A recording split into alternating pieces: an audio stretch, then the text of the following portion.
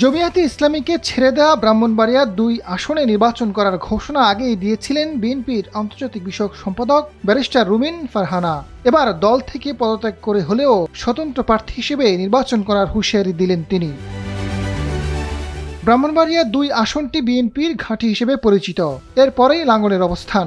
আসনটিতে ধানের শীষ প্রতীকের প্রার্থী ৭টি নির্বাচনে অংশ নিয়ে বিজয়ী হয়েছে ৬ বার।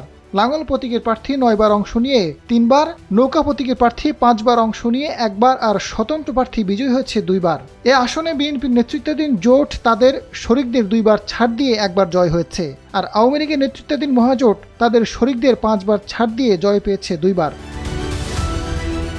এবার ব্রাহ্মণবাড়িয়া ২ আসনে ব্যাপক আলোচনায় ছিলেন রুমিন ফারহানা।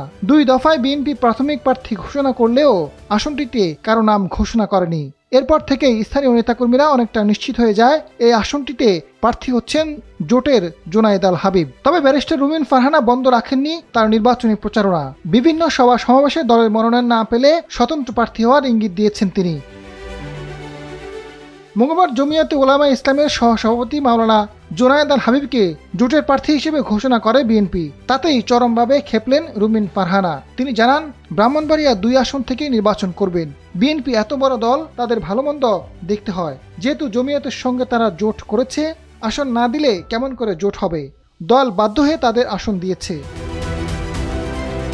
দলের কেউ স্বতন্ত্র প্রার্থী হলে বহিষ্কার করা হবে। বিএনপির এমন বার্তা সম্পর্কে রুমিন ফারহানা জানান, যদি ব্যবস্থা নেওয়ার দরকার হয় দল অবশ্যই ব্যবস্থা নেবে। তিনি বাধা দিতে পারবেন না। তবে মনোনয়ন কেনার আগেই সম্মানের সঙ্গে দল থেকে পদত্যাগ করবেন। পরশু তার পক্ষে মনোনয়ন ফর্ম নেওয়া হবে। স্বতন্ত্র প্রতীক হিসেবে কোনটা দেওয়া হবে সেটা না হয় পরে দেখা যাবে।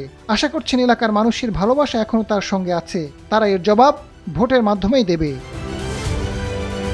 আজাদ ফারুক, সময়ের আলো।